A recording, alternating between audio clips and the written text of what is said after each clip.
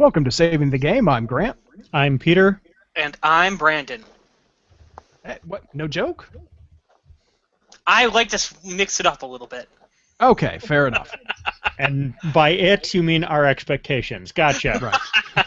And yeah, so this is our 50th episode, people. Woohoo! I know, right? We have been on the air for over 2 years now. Yep. Madness. And we are actually recording this one live. We're going to have it up on our YouTube channel. Well, my YouTube channel first, and we'll move it over Technically, to we the always record them live. Okay, yes, but people can watch it live, and that's awesome. And we have a bunch of listener questions, and hopefully we'll get more as we go live, and people go, oh, hey, cool, they're recording. That's awesome. So that'll be fun. If you are listening to us after the fact and you want to watch the YouTube video, which will be unedited and messy and ridiculous, follow us on Facebook, Twitter, or Google+, and we'll post a link to that video soon after this recording drop, very soon after this recording, and it'll, I'm sure, be in the show notes as well. We may even post it on our website all on its own. We'll see. And you'll get to see exactly the stuff that I have to deal with. Yay! You stole my line. I was going to drop that. All right. Good. You'll see exactly why we're glad that we have Brandon as an editor. Yeah. Or indeed an editor at all. I mean, Brandon is an especially good one, but Any editor. why we need an editor. Oh, yeah. Like this, for example. Let's see, a couple of things here. We are going to be raising money for the Bodhana Group again this year during our holiday charity drive.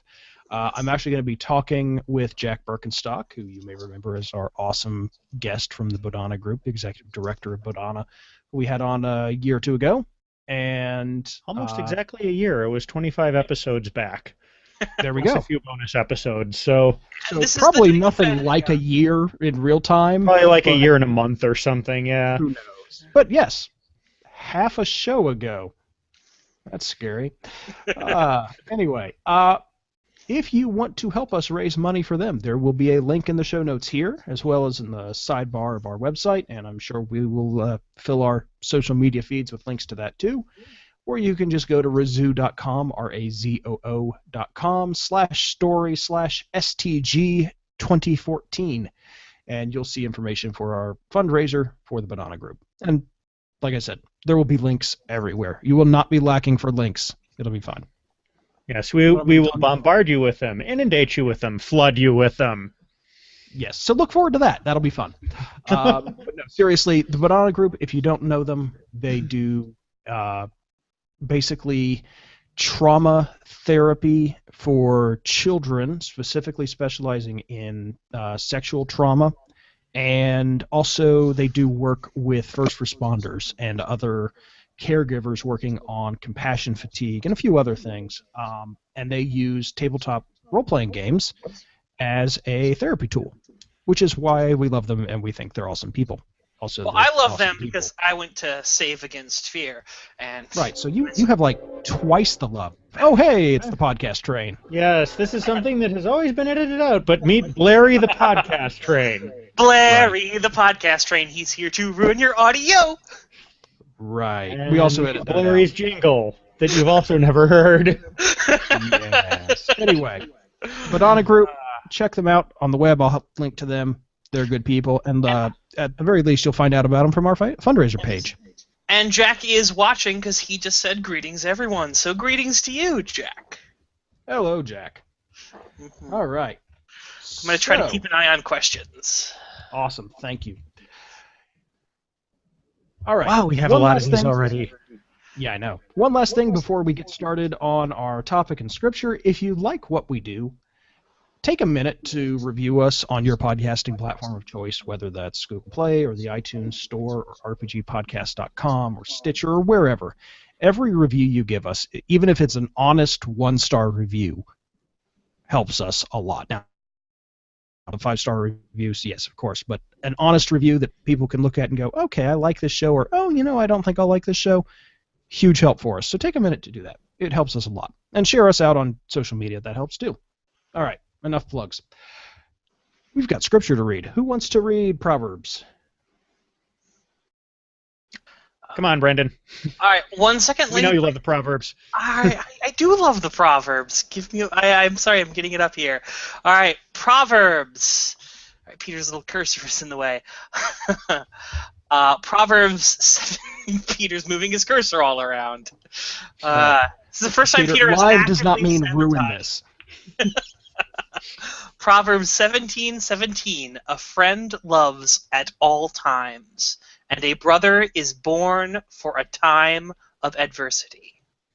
All right, and the next one we have is Romans 8:35. Who will separate us from the love of Christ? Will hardship or distress or persecution or famine or nakedness or peril or sword? And our last bit of scripture is from James chapter 1, verses 2 to 4. Consider it pure joy, my brothers and sisters, whenever you face trials of many kinds, because you know that the testing of your faith produces perseverance. Let perseverance finish its work, so that you may be mature and complete, not lacking anything. So our topic tonight is a really broad topic, making interesting characters. We are not going to hit every possible way to make your character interesting in this episode. We're probably not even going to hit 10% of them. No, which is good, because it means we're not going to run out of episode material for a while, right? Yeah, I mean, we can just keep coming back to this with, slightly varied names. Exactly. Making characters that are interesting. Adding interest to your character. Making interesting characters part 2, Electric Boogaloo. Yes. So, I did want to start, though, with kind of a little game to go back and forth here with you guys. I think there are some common traps that new players and GMs fall into that they think makes a character interesting all by themselves, right? Oh, we're talking about the Batman syndrome here? Well, Batman, yeah, that's one of them, right? I think there are things that people go, oh, well, this will be really cool, this will make a great character, and in isolation, that thing makes them boring. Whereas, and it's not that the thing itself, done properly, is necessarily a bad thing. It might actually be fascinating, but it needs work, and you can't stop with just this one little thing. Well, yes. So I wanted to kind of go over these traps and then talk about how to do these things right or better. Well, just from what you've said, I've got one thing jumping right off the top of my head, is that there is no one single thing that is going to make a character interesting. And so you need a collection of a whole bunch of things. So the first problem would be relying on just one thing instead of creating a fully fleshed out and developed character.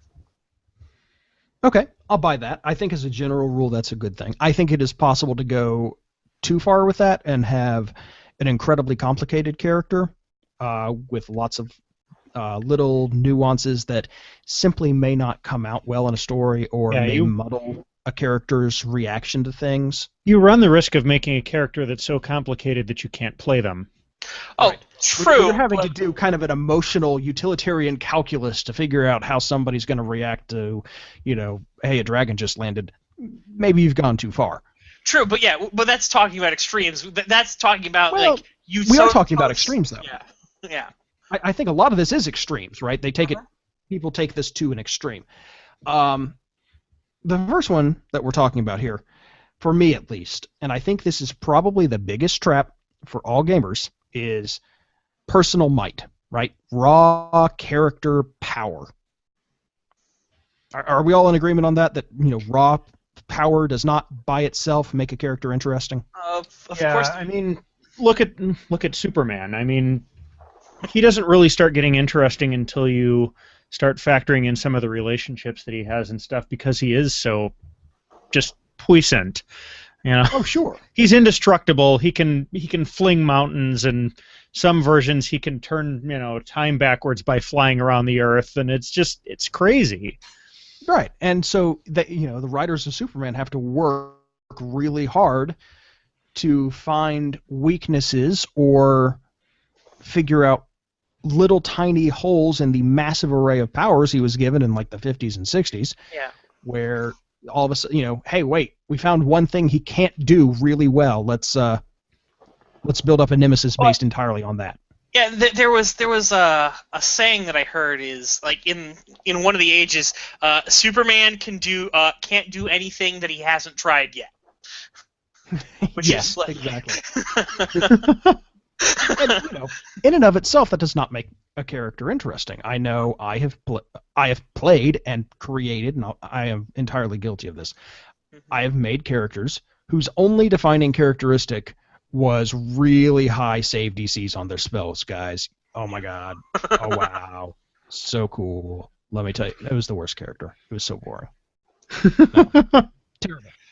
And it's not a good character, right? Because there's no depth to it, and there's no meaning to, hey, I'm an incredibly powerful person. What are the consequences?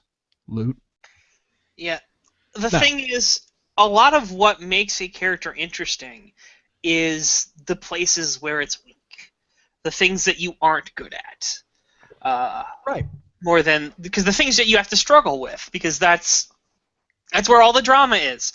I believe in the direct quote from my class that I had was drama equals characters in conflict. And so if there's no conflict, if you're just going to overcome, well, then you have Mary Sue, and no one likes Mary Sue. Right.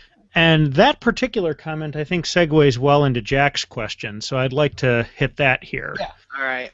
All right, so Jack Birkenstock wrote, what are your thoughts on injecting deeply personal material into one of your characters? And if you are comfortable with sharing this, where are you actively challenging inner struggles? Do you think that it is possible to gain benefit from this?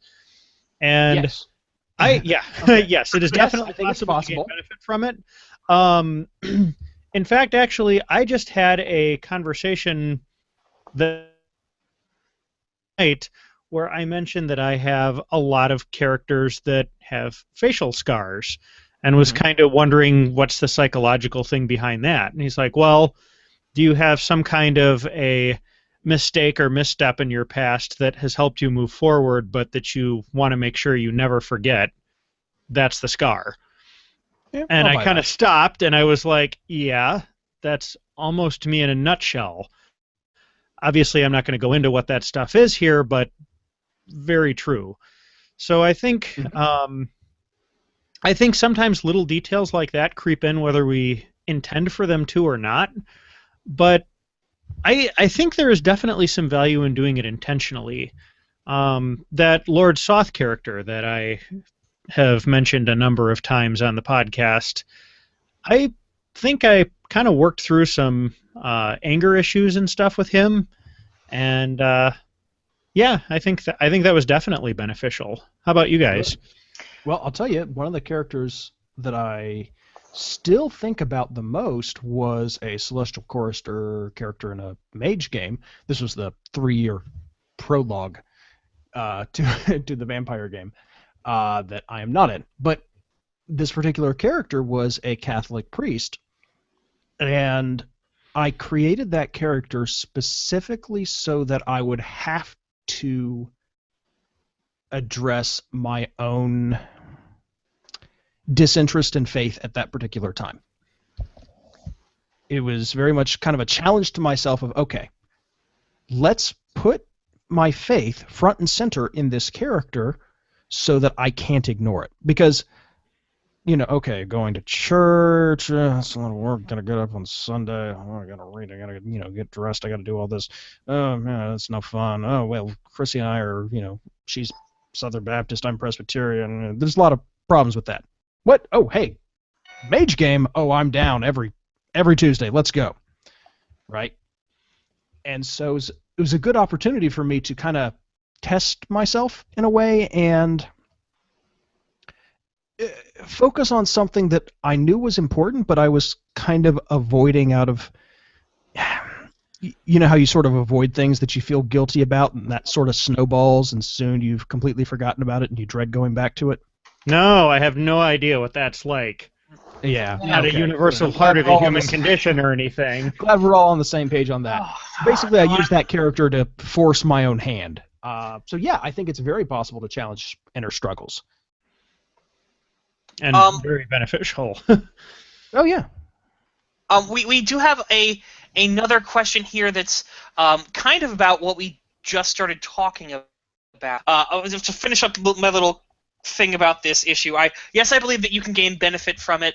I haven't really addressed anything personally, except if you want to talk about, I used to really, really hate the concept of playing evil characters until I played one. And that changed. I'm like, oh, okay, and that opened up my. I don't think that it was necessarily a problem, but more of just a discovery. So yeah, I could see if you're trying to deal with this, it's a really good thing to do. But I did notice.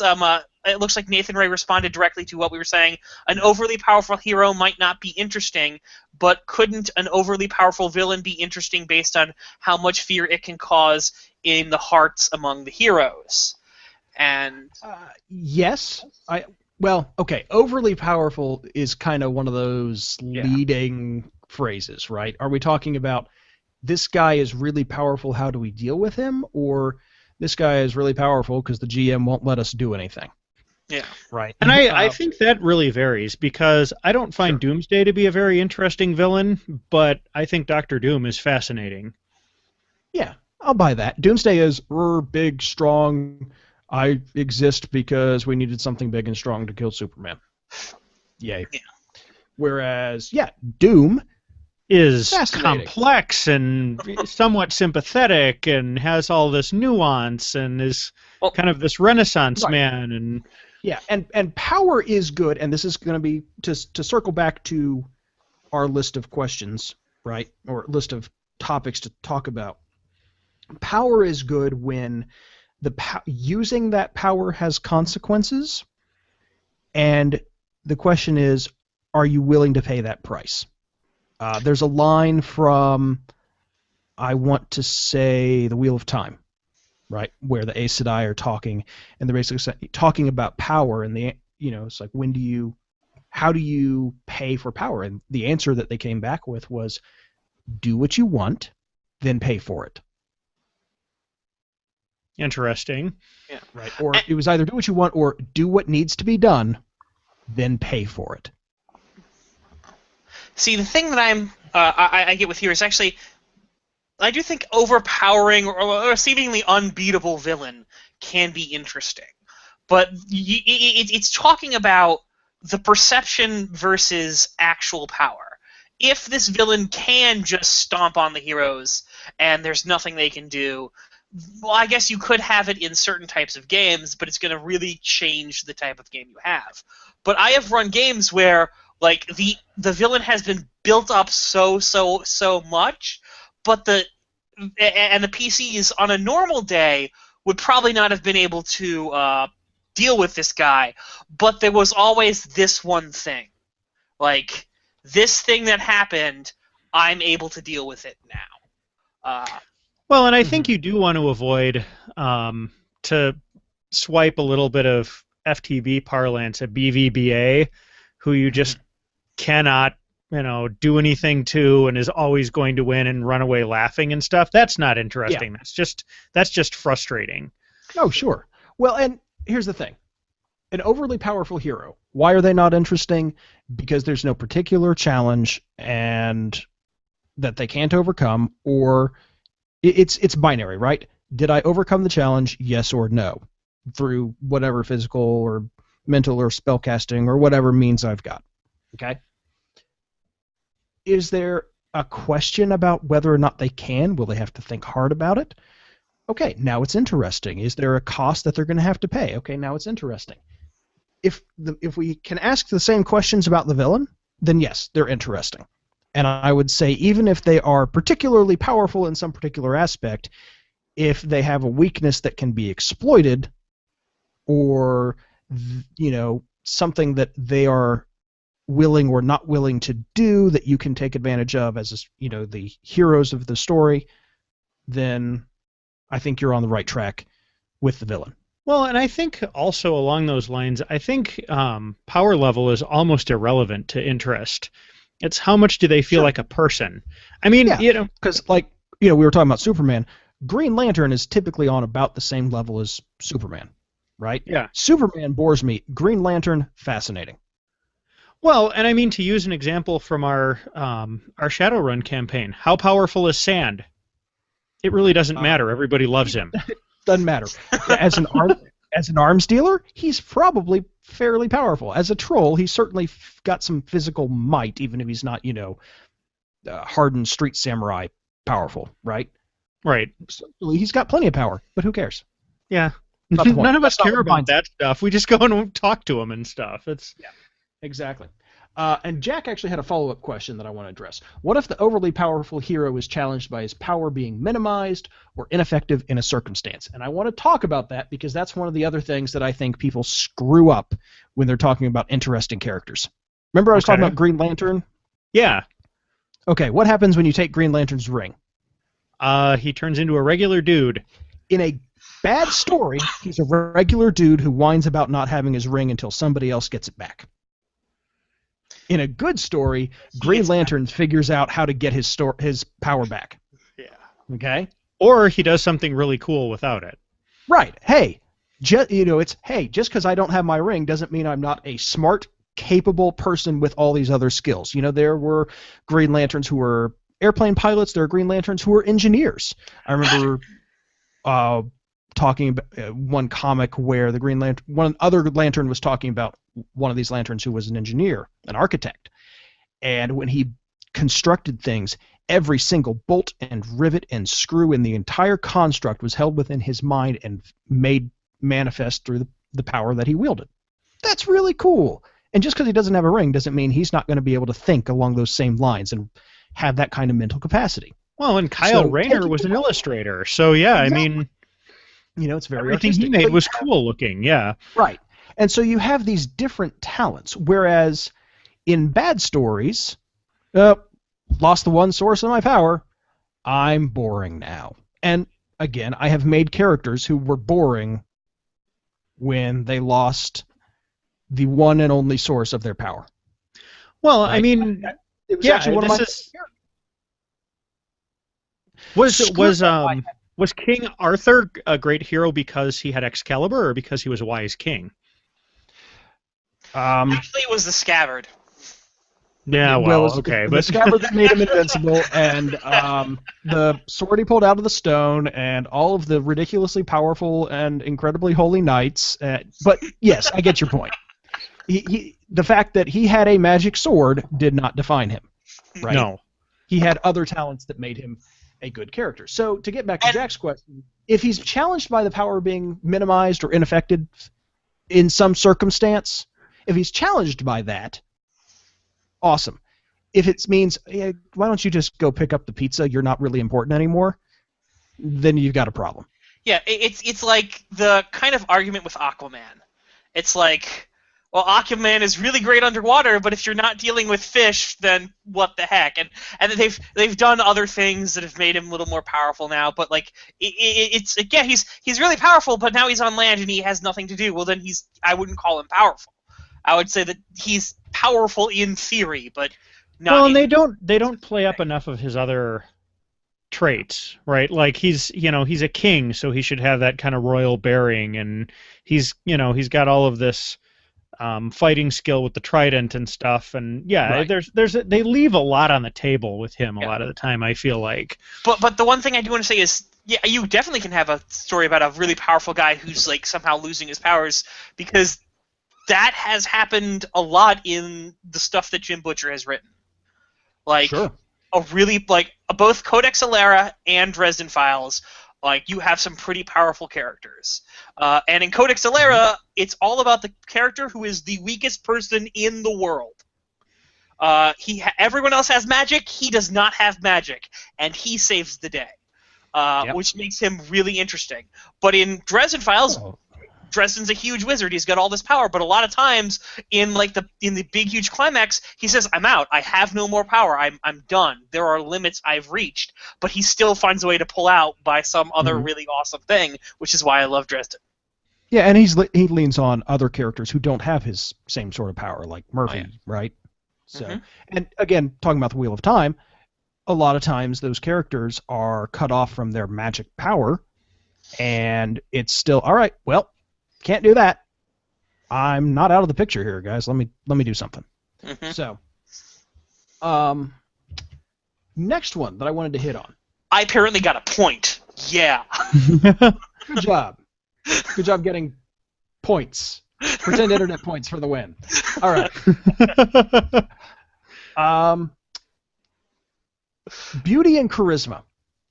This, I think, goes really strongly towards that Mary Sue thing. Everybody loves this particular character because, he is the prettiest elf, right? Or, he's the manliest of men, and everybody goes, wow, those muscles. If I remember correctly, in 2nd edition D&D, barbarians got social bonuses because, everybody loves that.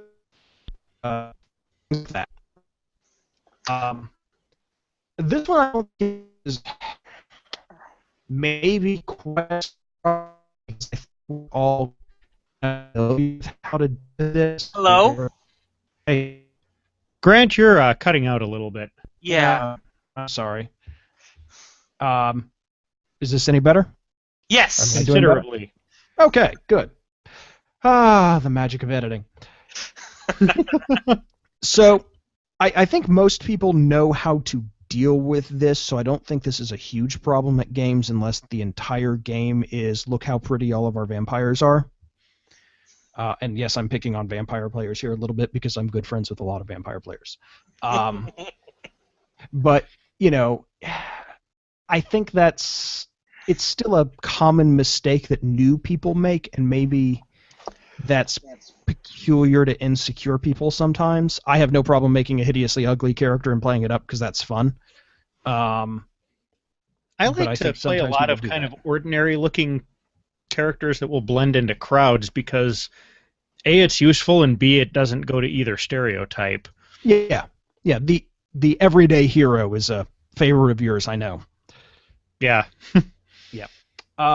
So I don't think we have a ton to say on that one. Wealth, I think, is another one that people mostly know how to deal with because we all saw Richie Rich when we were kids. But no, it's just, okay, well, he's got wealth. Well, what happens if he isn't wealthy all of a sudden?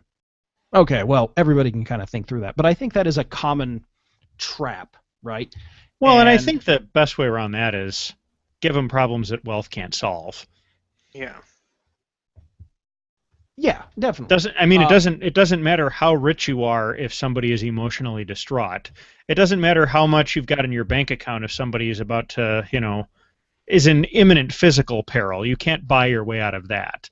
Right. And I think even more interesting than that is what happens when you start buying your way out of problems. And what kind of additional problems does that bring up? Yeah. Okay, hey, I'm incredibly wealthy. Okay, and now I start showing it. Well, now all of a sudden I've got people trying to rob me. I've got people trying to swindle me. I've got people hanging around me saying, "Hey, I'm your best buddy, right? You wanna cut me? I'm short a few thousand to the loan shark. Can you help me out? Hey, my car's kind of not doing well. Can you get me a new car? Hey, my kid is sick. Can you help me?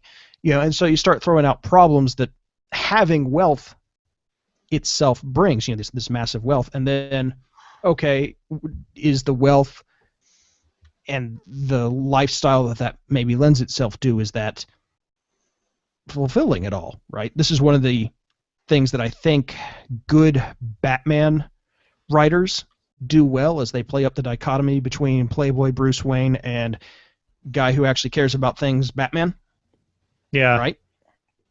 And that's true of a lot of other, billionaire superheroes of all different sorts. Iron Man and so forth. Iron Man. One of the Green Arrow. I think I've talked a lot about Doc Savage, right?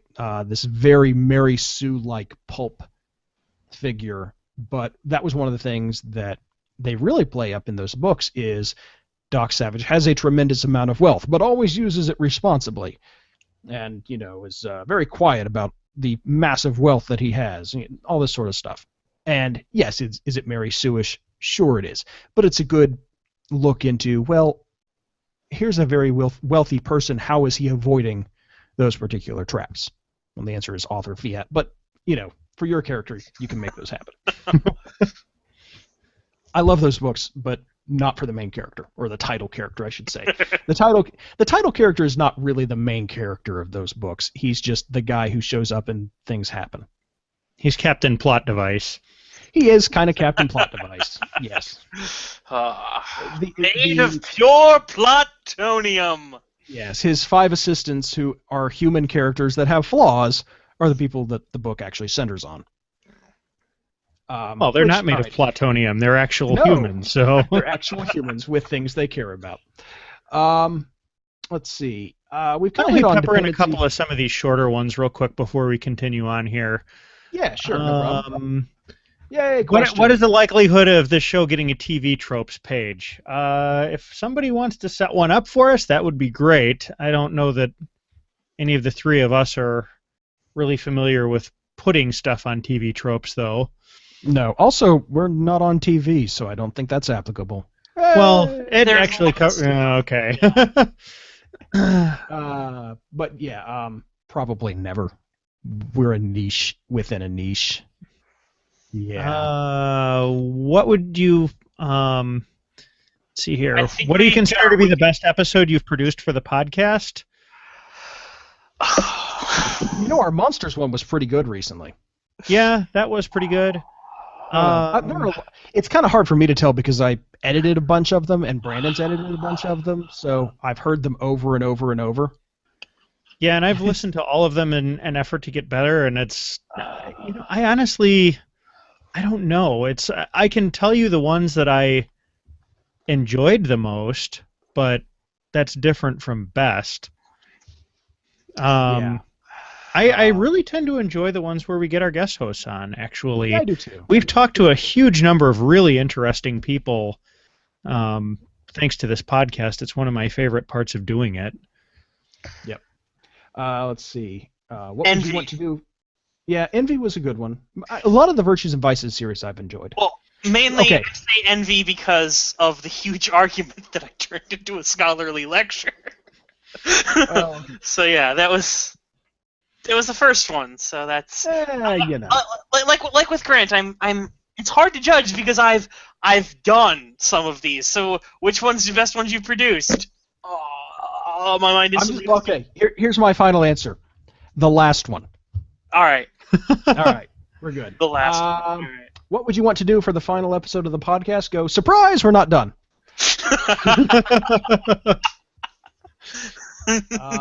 Take over the world. What do you think of LARPing? Never. It looks interesting, but I've never done it, and I don't have the budget or time. Y'all have fun with that. I'm okay with LARPing, I think. I've never done it, but I think it'd be difficult, although I am the consummate actor.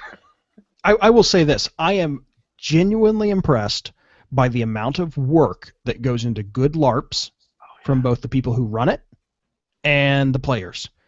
Massive costuming, tremendous amount of organization that has to happen. I mean, some of these LARPs are 300 people. You try running a game for 300 people while managing costumes and directing other people. It's like trying to run a weekend-long play. It's nuts. I will say that savagely bludgeoning your friends with boffer swords is a lot of fun. Yeah, but you can do that without pretending to be anybody. You could just hit people with a Nerf bat. Oh yeah, we basically did that actually. So yeah.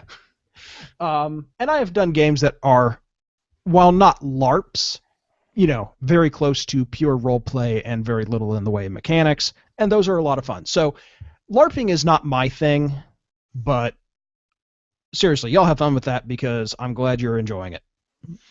Okay, let's get back on track here. Yeah.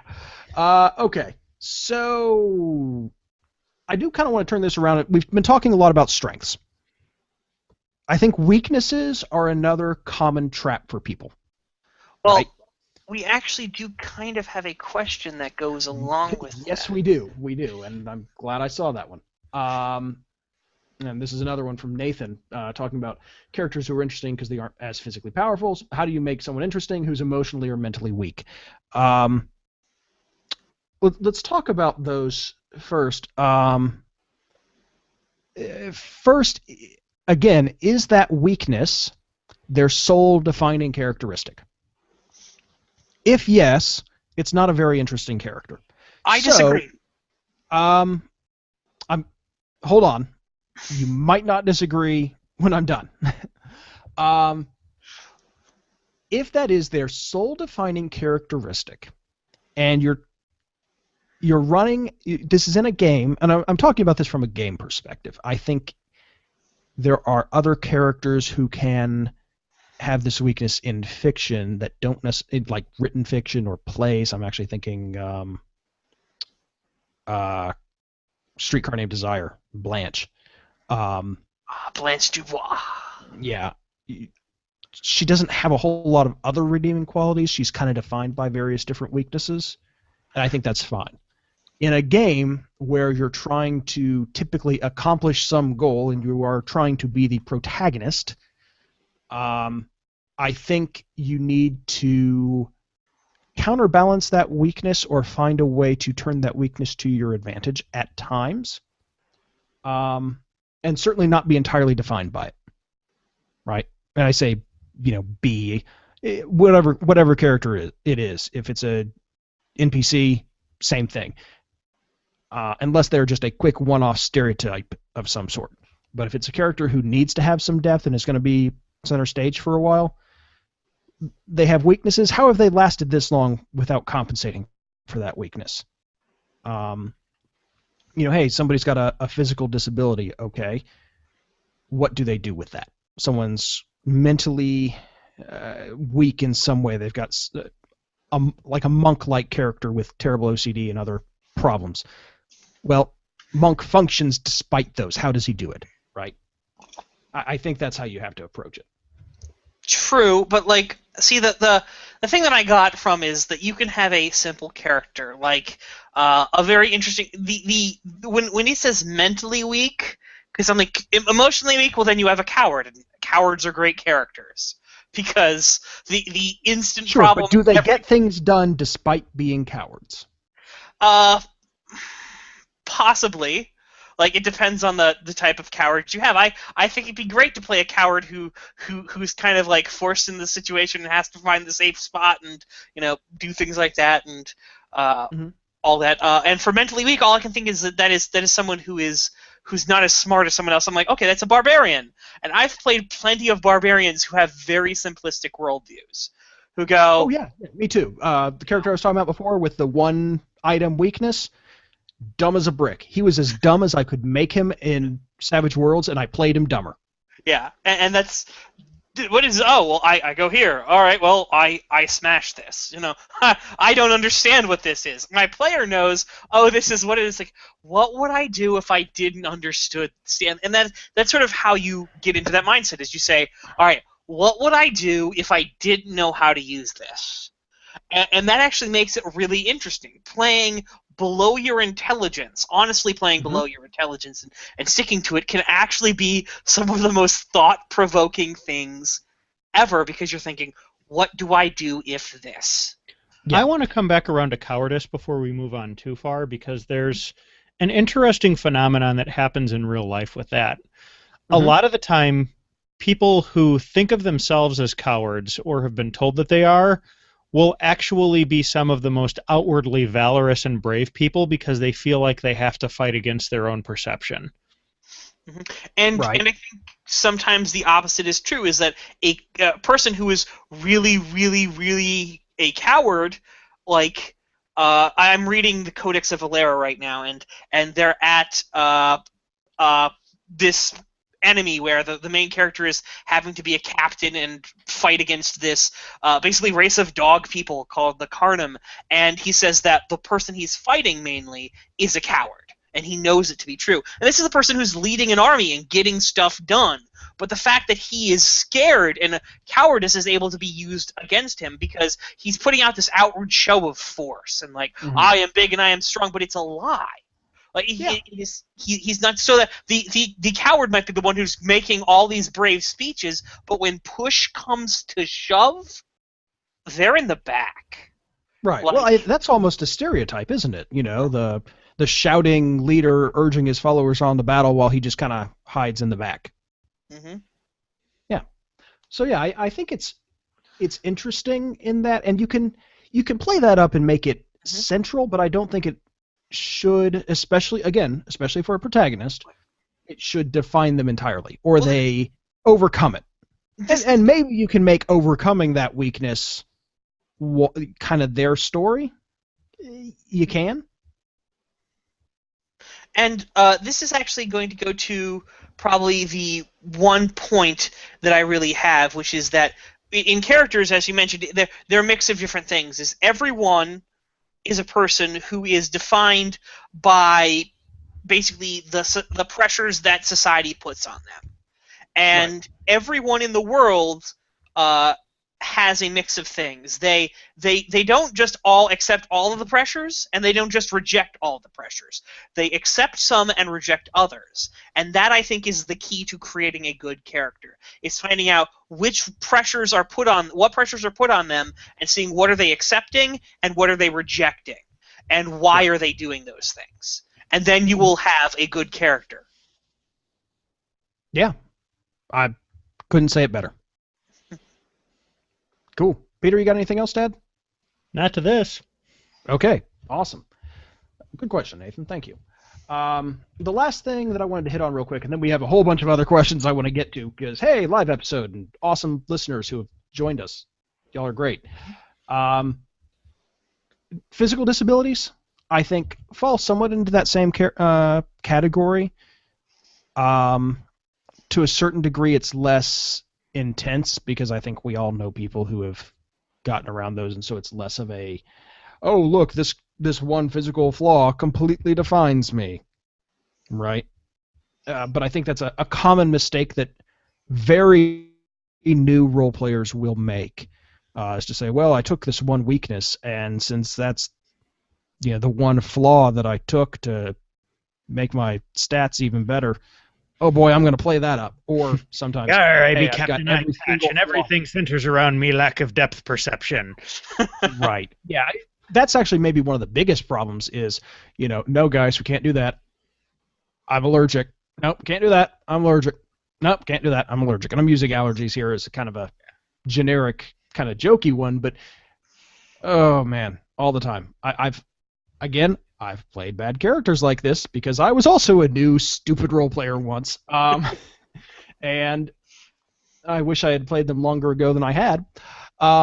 See, the thing that I always think about when playing someone who has a disability, because I have thought about playing someone who has a disability. I've never brought myself to play it, but I know in the Firefly role-playing game that was put out by Cortex. I have it up on my shelf. Well, it uses the Cortex system, yeah. Yeah, the Cortex system, like the old one. Basically, it had one of the things about being blind and also about having precognition. And I'm like, I really want to pull those two together. Have on this ship, like, a blind female who has precognition, who's sort of this fortune teller lady who is going around with this group of thieves for some reason or another. And it's just like, I'm like, you realize you just made a Greek oracle in space, right? Oh yeah. Okay. Let me ask you this though: does the precognition completely compensate for the blindness? No, not at all. Okay. Like it wouldn't. Because like that's kind of what I was afraid of. Is look, it's the blind monk who, yeah, he's got his eyes covered, but he's otherwise completely fine. Yeah. Oh no, she would, and that's part of the reason why I would because I would think it would be hard to play that up. I mean, but then again. One of my favorite characters from one of my favorite, series is a blind girl, who is the most, badass character ever, and I'm talking about Toph from Avatar. Of course you are, because she's awesome. It's like everyone who sees Toph is like, yeah, she's her being blind. While it does cause problems because there's a couple episodes where it's like, what is on this paper? And she's like, I'm blind. Like, of course I do. Like, and there's some jokes that are played up with that, but it doesn't weaken her or make her less effective as a person because she does have a sort of compensation of sensing through the ground, but even sometimes that is taken away from her. Right. And the thing that I wanted to say is, like, the other thing that just came around here is because we were talking about what would it be like if you played someone with a disability, and so I'm like, okay, well, what if they only had one arm? And I'm like, all right, well, maybe that, and they're still a fighter. Okay, well, they only have one arm, or they're a fighter. Well, maybe that just means that they're really driven themselves to be really good with that one arm, and so maybe they're an accomplished duelist. And the mind instantly went to Norse mythology and the idea of Tyr, who was the one-handed warrior who was the champion of single combat because he just was. Yeah. Tolkien borrowed / stole that whole concept with one of his elves in the Silmarillion, who his hand got cut off and he recovered and ended up being an even deadlier fighter with that with his left hand because he'd lost his right hand and really wanted vengeance. Mm-hmm. Okay, before we move away from this one, I want to go back to Toph a little bit because she is actually a really good example of several things that we've been talking about. So she has a lot of personal might, right? She's the most formidable earthbender in the setting, and she's got a physical disability. And those two things are part of what makes her interesting, but it's not all of it. She's got a bunch of personality traits that can kind of be good or bad depending on the circumstance. She tends to be very confident, arrogant when it's bad, and very sure of herself when it's good. Yeah, sure. She's kind of resourceful. She's very loyal. And all of that stuff stirred into the same pot makes her interesting. Well, let's not even forget the fact that she's wealthier than everyone else there. Like Sokka is a monk. Katara and no, not Sokka. Sorry, Aang is a monk. Sokka and Katara were from a poor tribe. Right. Well, let's not spend too much time on names because I haven't seen it and I'm sure other viewers haven't. So. All right. Well, she is from a wealthy family, and that's one of the things is that she's basically rejects what her family wants her to be, which is this poor, like, oh, she can't do anything because she's blind, and she's basically like, forget that, I'm gonna be the most powerful earthbender there is, and she really pulls it off, and also in the series you have my character whose favorite is Sokka. He's completely depowered. In a story about everyone else who has magic, he has no magic, but he still contributes. He's still interesting. He's still he's the idea guy. He comes up with a plan, and it might be silly, but usually it comes up with something that works. Yeah. Okay. Awesome. Also, Grant, you really need to watch Avatar: The Last Airbender. I know. Listen, I think I've told you my plan for this, right? Yes, you have. Okay. Watch it with your daughter when she's of age, and that's a shared activity. Exactly. And I know it's good because everyone's told me, so I don't have any question of, well, is this going to be terrible children's TV or good children's TV? Not only is it good, I think it's the type of good that you will actually enjoy. Oh, yeah. No, I'm sure it will. I'm sure it will be. But anyway, it's on the list. Yeah, you're saving it up. Yeah. It'll be years because she's 2. Yeah. Well, it'll probably be about 4 or 5 years. By then, everybody will have stopped talking about it, and I get to be the guy who's reminding people about this cool thing. Oh, you think that's going to happen, do you? Ha! All right, we have a couple of questions. We have a lot of new questions. +3s on here, so should we hit those? I want to start with Jacob's. Okay.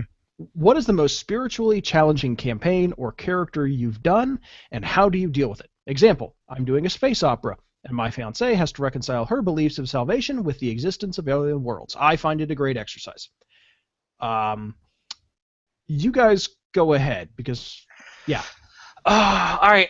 I think the most challenging spiritual character I've ever had to play was Tin Man, which is my cleric of the Wizard of Oz that I played in a homebrew game, which actually inspired my Y2112 setting. Everyone who's listened to the show has heard me talk about Y2112, and I think I've mentioned on there that I built that world simply so that I could play Tin Man in it at one episode. But he basically was a very interesting, conflicted character who was kind of really, really nuts. And the thing I had to deal with is he basically built this whole faith up. That was a lie.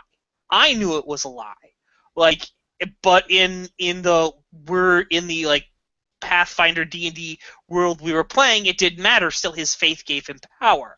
But since he was crazy and he was basically building a faith off of a children's storybook that had a couple pages ripped out, mainly the section that said, the wizard wasn't actually real, like just torn completely out. He didn't know what to do. He just was like, all right, well, I'm completely fine with this. I love this. This is absolutely awesome. And Right. what ended up happening is I knew we were going to come to a point where it was going to fall apart for him, because in one of the houses we found an actual intact copy of The Wizard of Oz, and some of the players hid it from my character because they didn't want him to go through this thing, and then someone eventually gave it to him, and the campaign didn't last much further for us to figure out what was going to happen from there. But it was Nice. it was the most challenging character because I had to deal with all these crises of faith and this really broken, damaged character who was holding on to this belief that was the only thing that was keeping him going, and it was going to blow up in his face. Peter?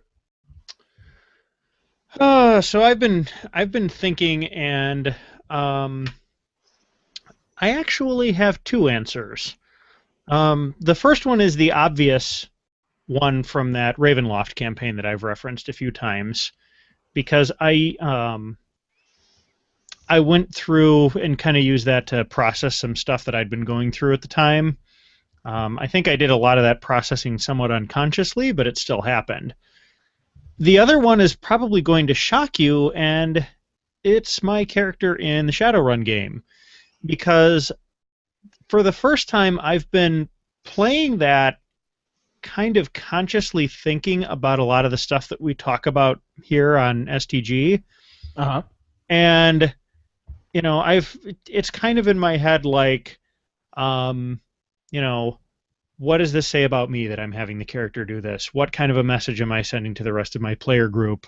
How is this going to affect my perspective on things? How is this going to sound to other people when we talk about this on the air? How does this reflect my values or lack thereof? And obviously it's not cutting into my fun at all, but it has been good to kind of try and think about that stuff some more. So Okay.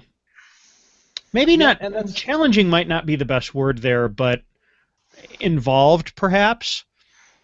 I can see that. Yeah, you've definitely been paying more attention to it. And I'll tell you, as the GM of that particular game, it's interesting that I have not done a lot of that, but I think that's because we're running it in a pre-existing setting, right? In Yeah. Shadowrun.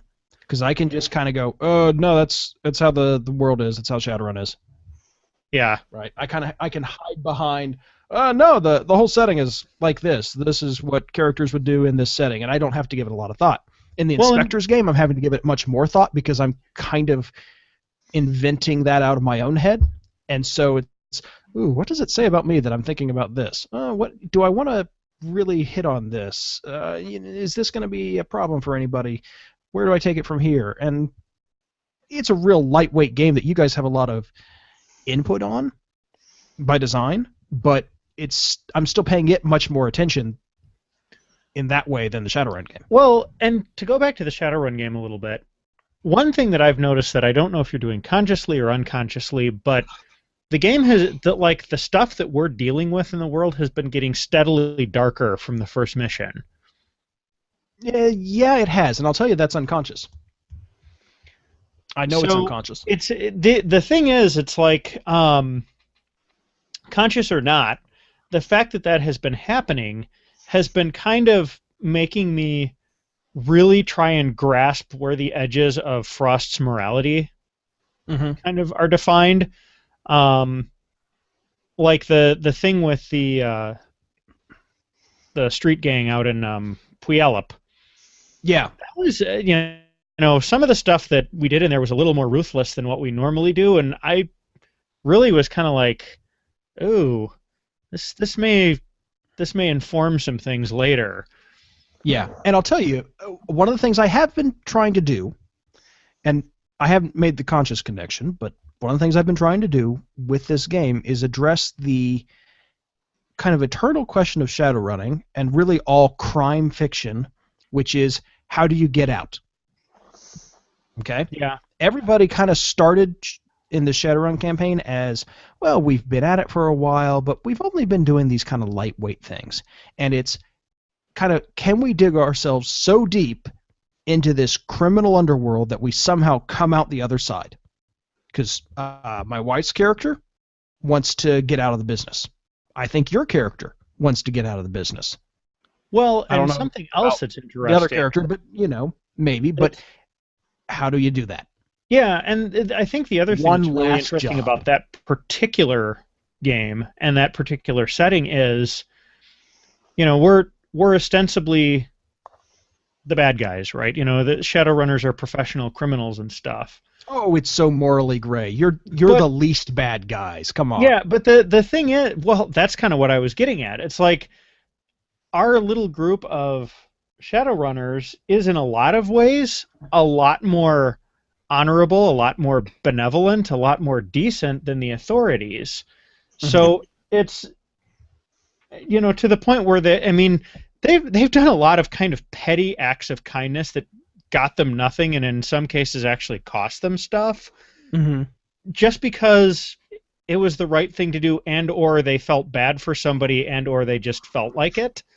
Yeah. And what do you do with that? Because the whole setting itself is really kind of harsh and brutal, and there aren't a lot of safety nets. There's not a lot of mercy. The corporations just look at people as human resources and stuff like that, and so it's the Robin Hood problem, right? When the authorities are evil, where does that put the outlaws? Yeah. Brandon, go ahead real quick, and then I want to move on. Well, that's kind of the point that I wanted to drive at is you're supposed to be, of course, the criminals, but everything's terrible. I got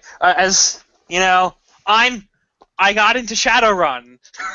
Good man. I'm reading it. I got into it because of Save Against Fear, where I played Shadowrun and realized I really, really liked this. And the thing you and I will have to geek out about the Shadowrun setting for a while. Okay. Just to put this on record, Brandon has accepted something double mumbo jumbo. Everybody give him no end of the business about this, that's right. Constantly for years. I reject that. All right. I have made my decree. Right. We can move on. All right. Okay. Anyway, finish your point, and then I want to. But yeah, the thing is, it's one of the things it says is no matter what you do, you pay, and I do like the whole idea of the trying to get out, because that is a common theme that I've read in this things is how everyone wants to get out or just kick the can down the road. Because that's usually the two ways is do you have hope? You want to get out.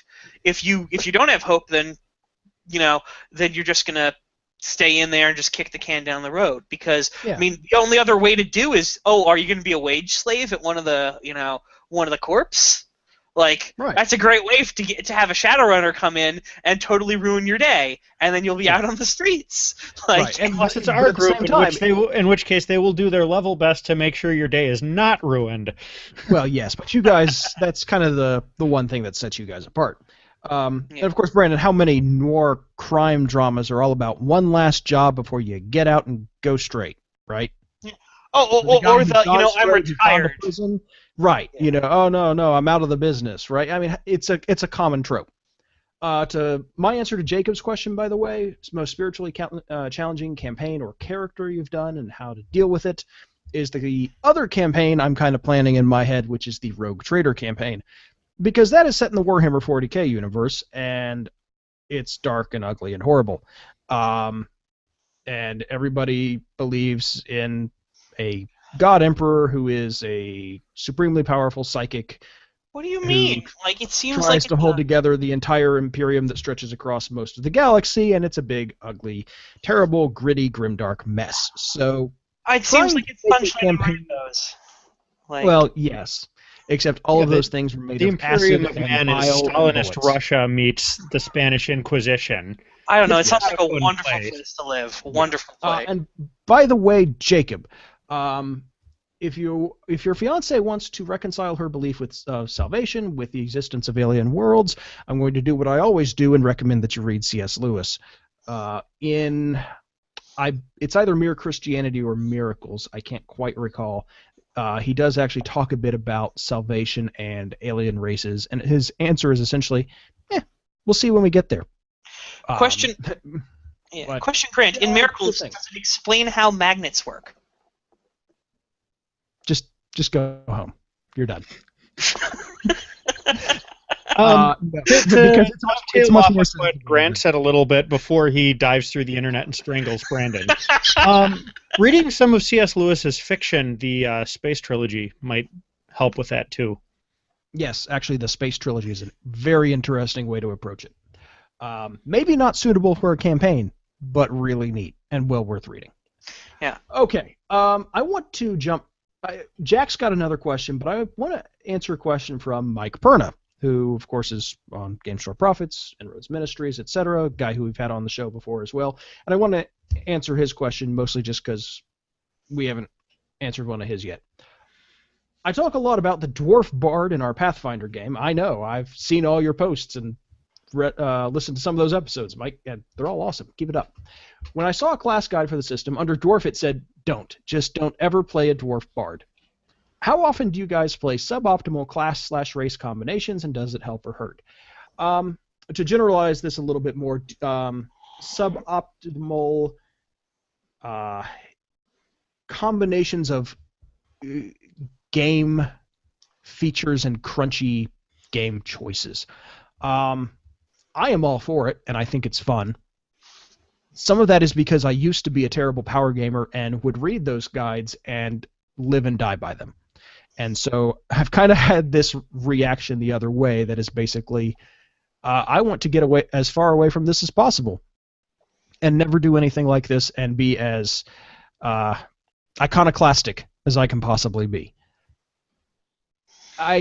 There's tropes are a trope for a reason, and I think that's okay. But at the same time, there's a lot of fun playing those suboptimal combinations, and suboptimal is only suboptimal when you're looking at this one particular thing. You've got a Dwarf Bard. Okay, is he quite as charismatic? Are his songs and spells quite as powerful as others? No. Can the others find their way around in the Underdark? Probably not. So, trade-offs. Yeah, like, that's sort of the way I would take it, is it all depends on the idea. I mean, I do, for some way, like, okay, well, if I'm going to play a bard, I kind of want to play something that's charisma powered up. But, like, that's where my, like, power gaming tends to slow down. Like, I have people who I game with who are a whole lot more well-versed in power gaming and what you have to do to make this character strong and all that stuff, and I'm just like, look, you don't need to always do this, break it down to the geometry and make sure that, well, this is the best spell and this is the best thing and this is that, because that can't be fun. If you want to play a character who your interesting concept is I wield two weapons and that's really what I want to do, and I want to be a fighter who wields two weapons, okay, fine. Like, that's great. Yeah. Here's my question. Is your entire game going to be I do the same thing over and over again, and if I ever fail, then the game stops until I succeed? Because I've played in those campaigns where it was, we have obstacles, we will do the same thing repeatedly, and once we roll enough of the magic number, we get to go forward and have more plot. And that's really all the mechanics were. So if your game is, if you are only doing bard things, and you need to do your bard things well, because when you don't do your bard things well, the story doesn't go forward, no, there's no reason to play anything but the most min-maxed bard. If you're doing things that are dwarf things and bard things and people things, and where are we? I don't even know. Space has 17 dimensions and I can see all of them and it's very strange. What do I do? Well, okay, sometimes being a dwarf bard is bad. Sometimes being a dwarf bard is good. Sometimes being a dwarf is bad or good. A bard, bad or good. Sometimes having 2 feet is, inconsequential. Who knows? But if the campaign is interesting and you have agency in it, optimal stops really being the right term, and it's, hey, I'm interesting and multifaceted, not I'm doing the same thing over and over, and I should do it better so that I don't feel that this evening is a waste. Go play, I don't know, poker instead. You'll get the same result out of it, and, well, I don't know, earn more chips. Poker's probably a terrible thing to recommend. Go play Hearthstone. Go back to playing Hearthstone. Do the same thing over and over again. Go do the same thing over and over again. Go play your hunter, and then you'll get the same enjoyment out of it because you've done the same thing over and over and won more than you've lost. Don't go playing Hearthstone. And if you're wondering why I've been so quiet on this one, I always play humans, which are always at least somewhat optimal. So, listen, I have played half Fae, Strongheart halflings with like 6 different classes and prestige classes because I was a tremendous power gamer. All right, I have been there. I played an Archangel once, but I think that's really the only time I've played a non-human character. I played a basically orc barbarian in the short-lived Peter game. Not a barbarian, sorry. Basically orc paladin in the... Yeah.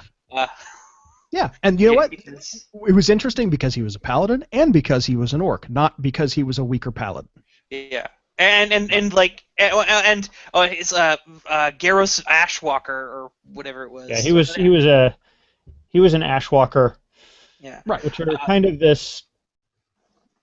No, we're not going to dig into my setting design, especially since what they are has changed in my writing. So. All right. Also, Jack Birkenstock says, "Power to the iconoclast." So, hooray! Speaking of Jack, how do you feel about the current trend in role-playing games to help guide people towards inter and intra-character conflict? Where do you see it going? I think it's wonderful, and I can't wait to see what the Bodhana group does with it. Nudge, nudge. Yeah, nudge, wink, wink. Finish your book, Jack. I'm loving it because I play Monster Hearts, and when I'm getting ready to play Monster Hearts, I'm realizing that I don't have to plan as much. I mean, I have to come up with at least some of a. If nothing hits me, we're in trouble. But even if nothing hits me, I can usually probably fake a little bit until I get an idea, because it's all about possibly okay, what is this character doing that's upsetting this other character? Third character, you tell me. And now all 3 of those people are interested in that scene. Yeah. Because 2 of them are participating, one is dictating what's going to happen, and the 4th person is probably like, ooh, I just got done with my thing. Let's see what happens with your thing. Right. And so that leads into more interesting character conflict, and I like it. I mean, I always will have a deep-seated, part in my heart where I want it to be about us versus the outside. I mean, I recently tried to do a game where it's like, okay, this is going to be all about inter-party conflict, and my party basically said, we don't want this, we want to be heroes still. And I'm like, all right, buy-in. And we redesigned the game. Buy-in is the magic word, I think, right? Yeah. You got to have buy-in. And I am fine with the design trend going that way as long as there are also games that don't have that, because I think some people thrive with... Given the choice, I will not play a game that has a ton of intra-party conflict. It's just not really my style.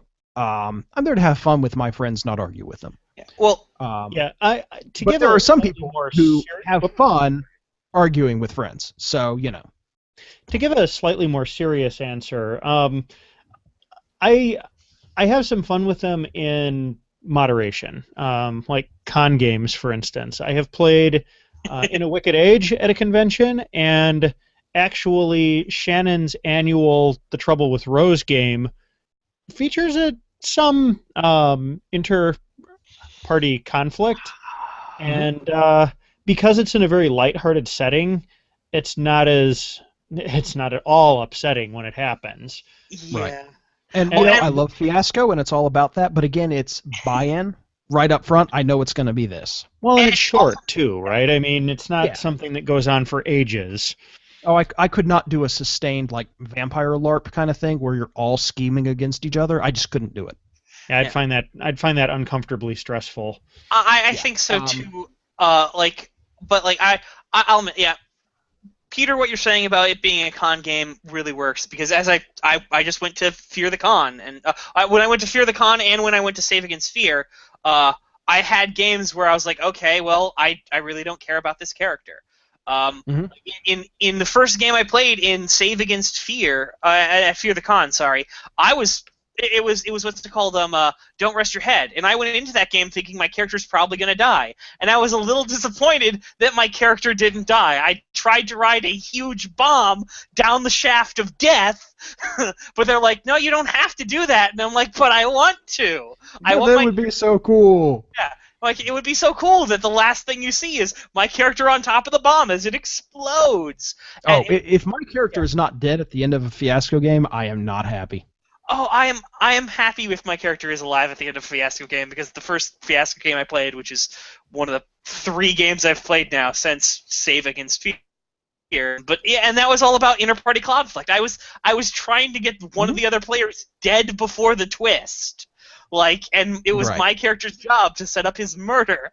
And in a game, All Flesh Must Be Eaten game, I tried to basically murder another 2 player characters because we were playing a military unit, and I was more concerned about getting out, and it was just all this frustration, and I nearly shot them in the face.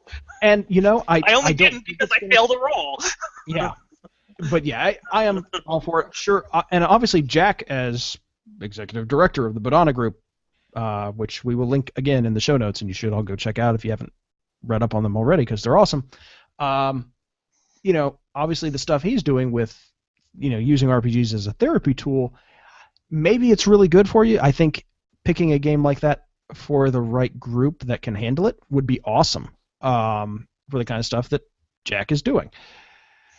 Also, apparently he's finishing a chapter as we're doing this, so good job, good. Jack. Keep it up. Yes, well done. Yes. But yeah, it's for the kind of stuff where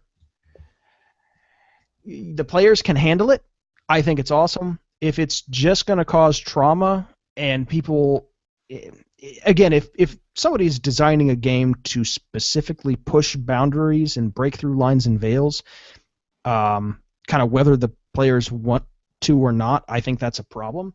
If it's, hey, this is going to be fun and we're all going into it and we know it's safe even though it's all inter-party conflict and dealing with inner character issues, awesome, have at. Okay, some other questions. I did want to mention, to call this out, Jacob apparently has indeed read C.S. Lewis, and he knows the specific quote. I have all of the previously stated books, so Good he's man. on top of it. Yeah, well done. All right, another one from Nathan here. Is killing off a character because they aren't interesting a good storytelling choice in RPGs? That's a... Not necessarily killing off, but writing out of the story, at least temporarily, I think often is. Yeah, I am okay with doing that. My question then is killing them off going to get you any storytelling good? I think also you can't be like in the GM's chair and say your character is insufficiently interesting and therefore dead. Yeah. I think that's kind of an inappropriate thing to do to your players. It very much crosses that boundary between GM control over the story and player agency, right? Yeah. I mean, unless talk to the player and say your character's terribly boring and we got to fix this, but fix it. Don't be like, don't put it down because it wasn't interesting enough. Go make another one. Well, Yeah. well, see, the only way I would successfully say in doing that is if you're actually kicking the person out of the group. Because if it's like, your character's boring, we don't want to play with you, get out. I would say the worst way to handle it ever. It's a terrible way to handle it. I almost... No, don't do that. talk to the That's not person a and be like, thing that listen, you should do. Yeah. fix this. Having said that, I have asked the GM to kill off a character because I was bored with them, and I was hoping that their death would generate some activity on the part of the other players. And that didn't happen because the GM killed my character in a very boring way. I have had the exact same experience, only not only did the GM kill my character in a very boring way, he did it in a very passive-aggressive way that indicated that he was displeased at having me not continue to play the same character. Yeah. Whereas mine died and was never heard from or mentioned again because he was boring. Nathan, by the way, says, well, it might do some storytelling good. So he's definitely of the opinion that this is something that can be done. And, you know... And I agree. I totally agree with that. But it depends on the story. Like, if it depends on the story and how the way you kill it off. Because you guys have basically just said that there were a couple times in the stories where, the character was not killed off properly and it didn't add anything to the game, blah, blah, blah. So in that case, I would say that it probably would have been better if that character just faded into the background. In the case of you, Peter, where you were like, he was obviously upset about you changing your characters, well, that's kind of a problem with the GM. And I mean, I, as the GM, have been really, really upset that a character is like, oh no, I don't want to, I want to change my character up and all that stuff. But the thing is, I've had to replace characters before in a lot of games. In fact, I don't know if I've mentioned this, we basically had a character die in the last Dresden Files game we ran. It was less that a character died, actually, and more that he took up a coin of the denarian. Oh, you did mention that, yeah. Yeah, and yeah, yes. I think you mentioned that in the Monsters episode, actually. Yeah, that was really, really, whoa, okay. Did not expect that coming. But, like, it was a logical progression for the character. Now, if he just said, oh, no, I'm going to do this, and it ruined my plot, I might kind of be upset, and I might express that being upset with a, subpar, well, you just go off and die then. Like, whatever. But, right. Yeah. Yeah. And I think for NPCs, which is Nathan's follow-up here, if an NPC is not interesting, killing them off won't do any storytelling good because nobody will care. Yeah. Yeah. Writing them out of the story in some other way is probably better because it just saves you having to dwell on them. Or making them interesting. Oh, terrible. A character died. Who? Him. All right. That's what you're going to get. They've got to be interesting before their death is meaningful or their absence is meaningful. Or something about their death has to make them interesting.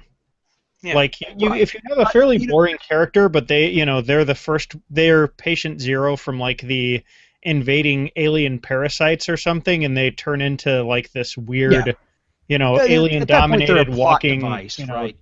Yeah.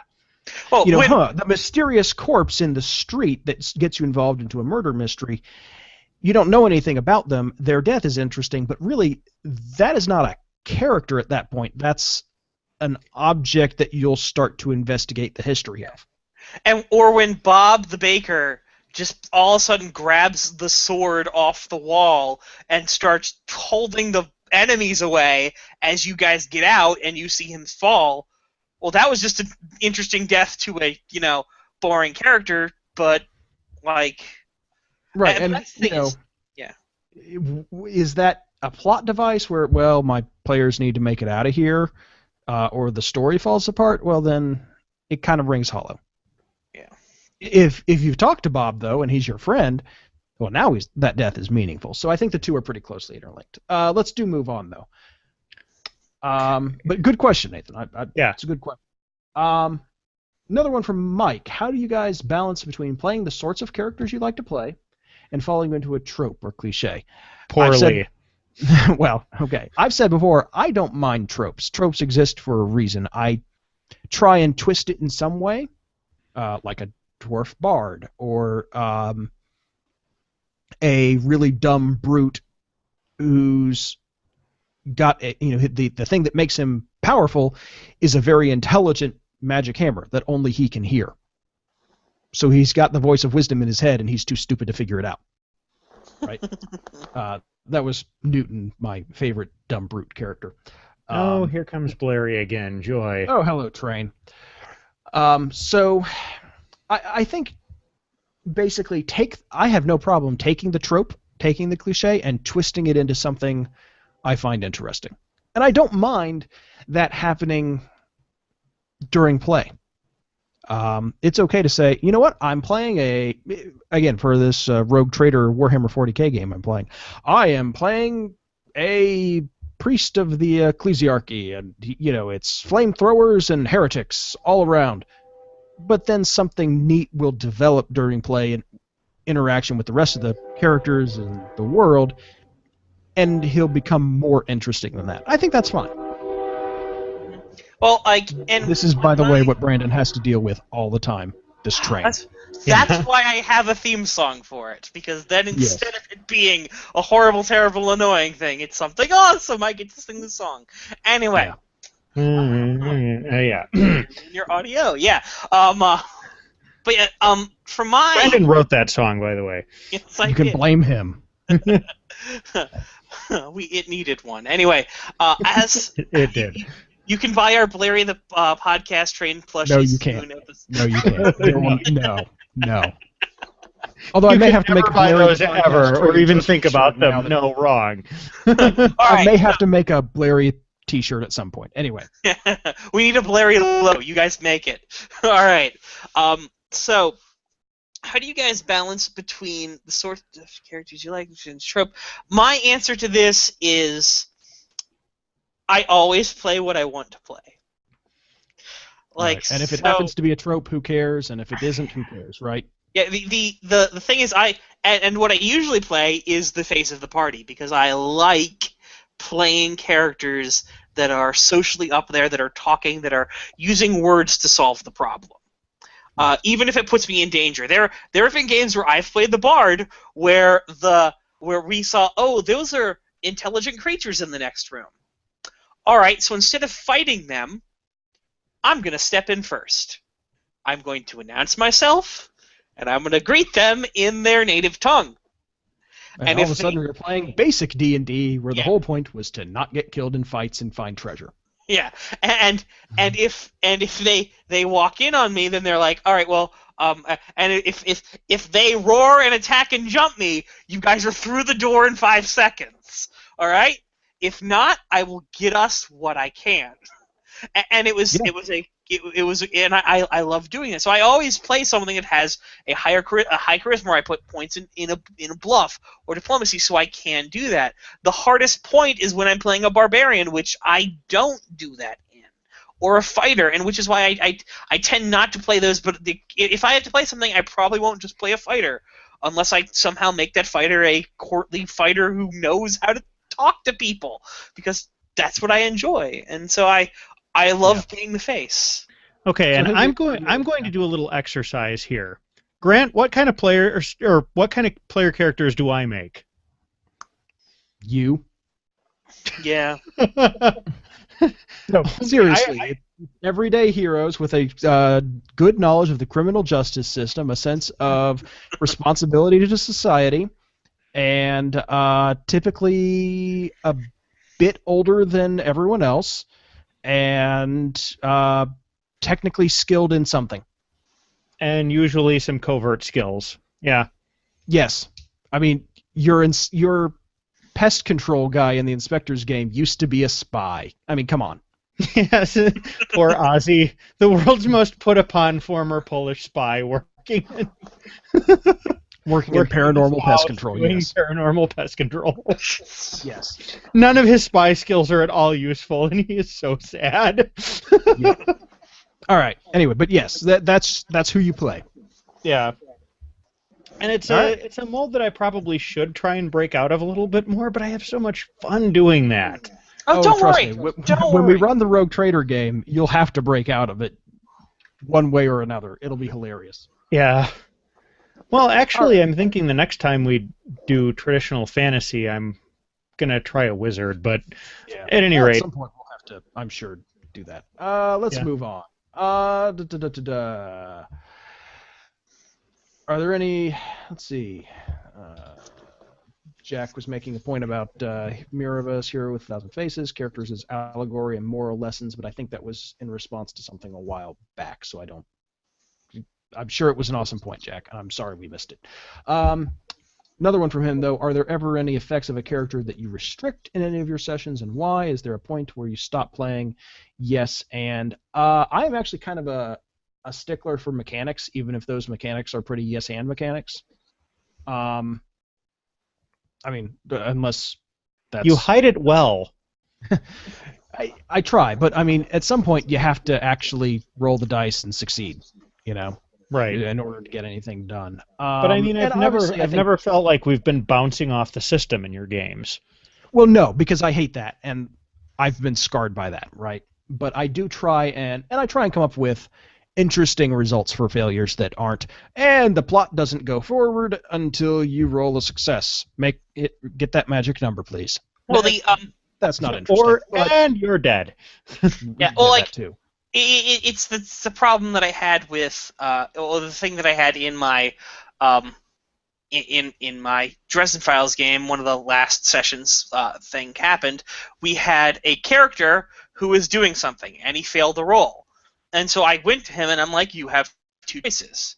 You can completely, totally fail and just not get this bonus thing that we're having, or I'll let you succeed and get the bonus thing you're happening, but something bad is going to happen. Right. And he's like, he asked if everyone else could try first, to try to help him first. Everyone tried, everyone failed, and he's like, okay, I choose the succeed, but bad thing happen. Right. Success with consequences is usually much more fun than, no, you failed. But to get to Jack's point, I think obviously at some point there are lines and veils that you have to pay attention to. But by and large, if a character can do something within the system, I'm cool with it. Maybe that's just my power gaming roots, where I'm helping design characters that do 1.6 billion d6 damage in a round and silly nonsense like that. And that's really not an exaggeration, which is the horrifying thing. Yeah, I walked these two guys through the whole thing. Chuck is hilariously fun. I'm just gonna say that right now. Tremendous amount of math, but hilariously fun. Anyway, and yes, that was D&D 3.5. Go ahead, Brandon. The thing that I say, I actually am probably opposite. I'm probably one of the least permissive GMs.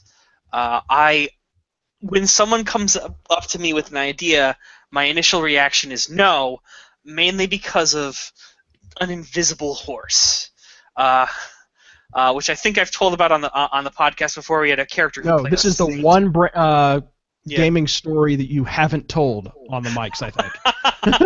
Yeah, I concur.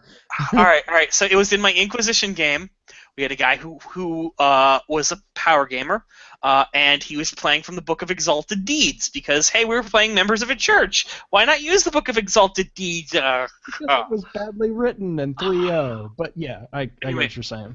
But he pushed for it because he wanted to be a saint, and I'm like, okay, fine. Well, you have to be a saint of something. Well, I'm a saint of this. All right, fine. Whatever, like, because I usually say no, but I usually cave. But what ended up happening is this guy, he had, okay, well, as this I want to have a mount, and my mount is going to be a Pegasus. Okay, your mount is a Pegasus. Fine. We already had other characters who had the ability to fly and do things, so I'm like, okay, having a flying horse, that just means we have more flying party members. Okay, I'm cool with that. But then, when he started doing things, the horse seemed a little bit too awesome. Like, he was at something, and then he's like, "Oh my, okay, my horse casts Pegasus casts greater invisibility on us." I'm like, what? Like, it's like, yeah, it's in the monster manual stats, and he pointed to it at the book, and I was just like, all right, fine, it happens. It wasn't until later in that game that we discovered that what he was pointing at was the entry to Phantom Fungus that just happened to have the picture of the Pegasus above it. So yeah, I tend to, because of that, say no, I don't want to do anything. It's going to unbalance the game. I don't want to have to deal with this stuff. So he had a Phantom Fungus Pegasus. Yes. Which actually, okay, creepy fungal ghost Pegasus, I would totally bring into a game. Yeah, I all was right? like, Just saying. that would be awesome, actually. Yeah, What eldritch horror are you writing? I mean, come on. Yeah. And Jack, how by has the way, it is not eaten clarifying. you yet?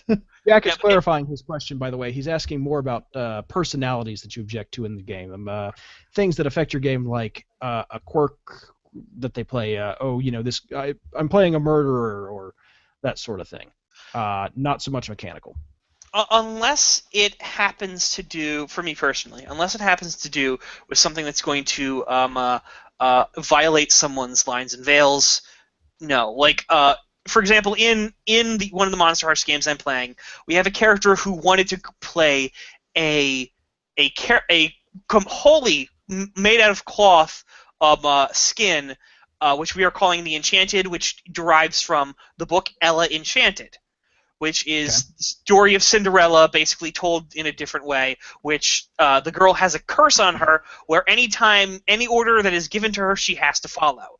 And this is a character that this person wants to play out. But she's uncomfortable in being ordered to do certain things romantically. Well, yeah, there's a big obvious, line to cross there. Yeah, she doesn't want to order to be doing anything physically romantically because that's just not there. So we've come up with It's a little rapey. Yeah, Let's be blunt. that's you will automatically succeed in ignoring all of those things, and we have that as up there because I'm not about to violate her lines by this character that she wants to play. So if someone says, well, I'm not interested in someone playing Dexter because that kind of creeps me out, like, then I'm good with that. I'm like, okay, then no one's gonna play the psycho murderer who has a code of ethics. That's why he's working with you guys. Yeah. I for the longest time did not allow people to play evil of any alignment until, of course, I played an evil character and then loosened up on that because I thought, no, it's just terrible, and I want you to be heroes. So you have to be of the good alliance. If you fall to evil, I'm taking your character away from you. Right. But yeah, I haven't had too much trouble with this. This goes back to me having an unusually idyllic gaming history. It hasn't been perfect, obviously. I've given examples of where it hasn't been, but a lot of this really kind of egregious outlier stuff I have not run up against. That said, I really am not terribly interested in running a game with characters that are despicable. It doesn't really sound fun to me. Little bits of kind of dark streaks and stuff, fine. There's a character in the GURPS game that seems to have died to scheduling conflicts and the fact that Shadowrun is more fun, which now unfortunately Shadowrun is suffering from the scheduling conflicts, and I'm really sad. But we're gonna get it back, I promise. Yeah, we will. It might not be until after the first of the year, but we will get it back. This is still Savage Shadowrun, right? This is still the Savage Run game, yeah. All right. Yeah. Okay. Because if you were actually playing Shadowrun, I would have to find you and beat you until No, you. Savage Shadowrun game is really good, but yeah, you're already in 27 games, so you're you're fine. Anyway, but yeah. I really don't. I guess I've said all I need to. That's I really fine. don't have an interest in, as a GM, playing for, or running a game for characters that are going to just be nasty and cruel and stuff in my world. And for me, it's basically, is this character designed to just let me do whatever I want and kind of ruin the game? Like, I'm playing a chaotic, neutral thief with no morals and a objectivist outlook on life. No, that's not going to fly because that's not an interesting character. If you have made an interesting character and you're playing to it, I'm not too worried about it.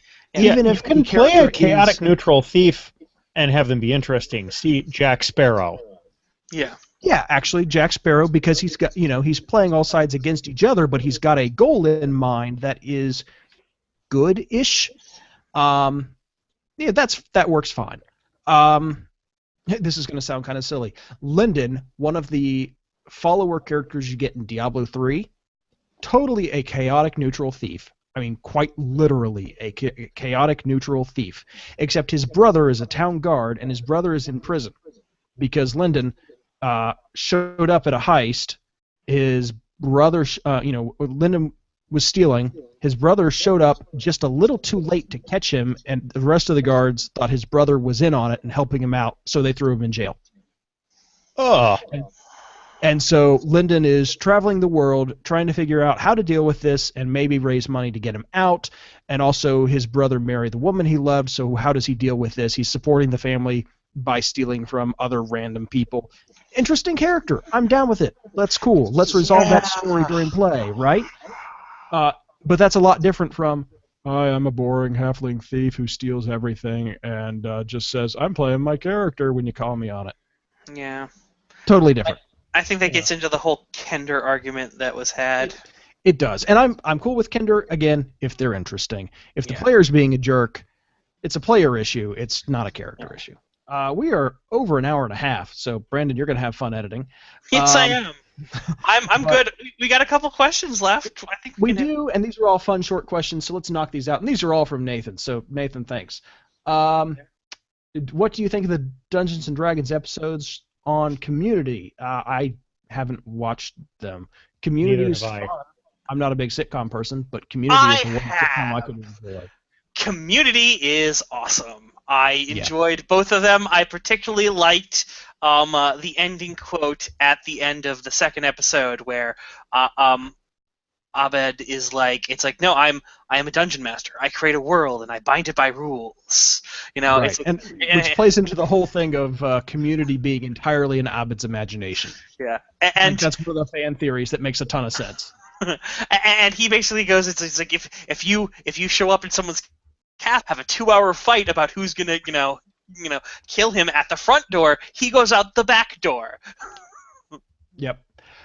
Could you please redo your episode on video games? It was kind of short. You know, at some point I'd like to focus a little more on video games, but I think we've kind of evolved as a podcast. We were originally going to kind of do a lot with video games, and turns out tabletop gaming is full of all sorts of stuff that is applicable to video games from a storytelling perspective. At some point, I'm sure we're going to talk about video games more. I mean, it's what we do. And I'd like to bring some video game people on at some point, but I don't know. Well, and we do use them as examples from time to time. Oh, sure. All the time. We've quoted Mass Effect and Dragon Age and Dungeons of Dreadmore and... Yeah. And lastly, do any of you have a personal theme song you like whistling to yourself? No, I tend to have kind of this constant radio station in my head of constantly changing music. I'm never without some song in my head, but it changes almost hourly. My earworms don't last long, but they're constantly there. Like today, I've had one of the Chrono Trigger themes in my head all day. That's me. It's based on the false assumption that I can whistle, which I cannot. Yeah. My daughter asked me to... Yeah. My daughter, by the way, asks me to stop singing. She's 2. Apparently I can't sing. Right. As I said, these or as a 2-year-old, she doesn't have musical taste yet. Oh, no, she's fine with mommy singing, but daddy cannot sing. Daddy, stop. Stop. All right. As I've said for the third time, these are playing constantly, usually on podcasts. So I usually drown out anything else in my head because I'm usually have this. Otherwise, it's the Blair the Podcast Train episode thing. Yeah, obviously that's just stuck in your head all day. Oh yeah. All right, and that's actually all of our questions. I do want to thank everybody who has tuned in to listen and watch us live. You guys are awesome, and thank you so much. And I'm really excited that we got to really interact with some of you guys and do some of this live. That was a ton of fun. Yeah, this was good. We'll have to do this again. Oh yes. Yeah. We'll see. I don't know that this is going to be an every episode thing, but we definitely need to do more of it. Who knows? We'll figure it out. Cool. Does anybody have anything else? No, yes. I think I'm good. All right. I've been waiting to do this for a long time because Peter and Grant, I think definitely Grant, you said we'd do this, but I am looking for people who possibly make drawings to make a couple characters for us. Particularly there are a couple inside jokes going around the podcast about the nature of several hosts. Such as... Here we go. All right, so I'm sure you've... Well, thanks for tuning in, and We're going to forcibly close the audio now and run streaming into the night. no, go ahead, Brandon. All right. Go ahead. But yes, as I You're made... only editing to your editing. Editing. Did I It's just say okay. editing? It's too late. Editing. I need more espresso. It's like editing, but backwards. Quick thing for those of you on YouTube. When we started, this pot of espresso was full. Just saying. But anyway, as I said, I've come up with a couple of interesting characters for us. The first is Robo Grant, because of Grant's new computer and the fact that we were joking about putting him into a robot. Then there is, of course, Peter the Paladin, because, as we all know, Peter only plays with good characters and good groups and things like that. And I am Evil Overlord Brandon. So... I challenge anyone out there with any artistic ability whatsoever to draw one or all three of those people, along with possibly Larry the Podcast Train. Not necessarily all together, but hopefully in separate pictures. But if you want to do one all together, I suppose that'd be good too. If nothing else, we can do that as like a thing for our Facebook page, right? Like the banner or something. That would actually be a lot of fun. Yeah. But I really would like to see that, because I want to see what your since I haven't had my webcam going tonight, if you want some idea of what I look like to render me, look at my Facebook stuff. I've got an actual picture of myself in there. But yes. Or, contact him, ask him for a selfie, something like that. Send him a headshot, that sort of thing, right? Headshot, acting resume, they'll call you back. Yeah, like I have any of that. Jack is saying that he has some contacts for artwork. Awesome. Well, so do we. I mean, But, yeah, if anybody wants to do this, that would be fun. And if you are okay with it, whoever ends up drawing things, I can't promise anything, obviously, but hey, who knows? Maybe a t-shirt. We'll see. Yeah. And look, if the ones that I like, I will use as profile pictures on things, because, I think it'd be absolutely hilarious to have Evil Overlord Brandon as... Basically, we are begging professional artists for free artwork, because, hey, why not? Because that's a thing that podcasters have done for ages, and why should it stop now? Yeah, it's not like this is a for-profit operation, all right? Come on. No, this is very... My parents actually asked me... It's the worst for-profit thing ever, if it's for-profit. What's funny is I had my parents over last weekend, and they actually asked me, because I was telling them, hey, I'm going to be doing this live episode, it's going to be fun. They asked me, well, now, how much money do you make from podcasting? Negative. I just looked the at it. number Like, has a right. minus in front of it. Negative lots. This is a hobby, all right? This is not a business. Yeah. Good times. Besides, it's a niche of a niche, right? Of a niche, I think. Yeah, come on. You've got role players, and then you've got ones that listen to podcasts, and then you have ones that are also interested in listening to a role-playing podcast that's specifically about Christianity and its interaction with games. That's I know not all of our niche of a niche. Yeah. Yeah, not all of our listeners are Christian, and I don't know that all of our listeners are tabletop gamers, although I suspect they are. But it's still a pretty small audience. Yeah, Anyway. I mean, they're at least interested in listening to us, which is we're quite the subset. That's right, because each and every one of you is awesome. Yes. Yeah, we right. actually do have really cool listeners. Every indication I've ever gotten has just reinforced that more and more. They're great people. And speaking of, if you want to interact with those listeners, on our website, savingthegamepodcast.org, there is a link to our listener community, which is a Google Plus community. You can just join the community. It's open to everybody. Hop on in, introduce yourself, and start talking, because there's a lot of good conversation that happens there. And I think that's where I should call it. Yep. Alrighty. Cool. Well, from all of us here at Saving the Game, thanks for listening. Have a good night. And I can actually say have a good night, because you know when we recorded. And you're watching it right now, some of you, and more of you will watch the YouTube video. Hooray. But from all of us here at Saving the Game, have a good night. Thanks for listening. God bless. Take care, everybody. See ya. And we're out.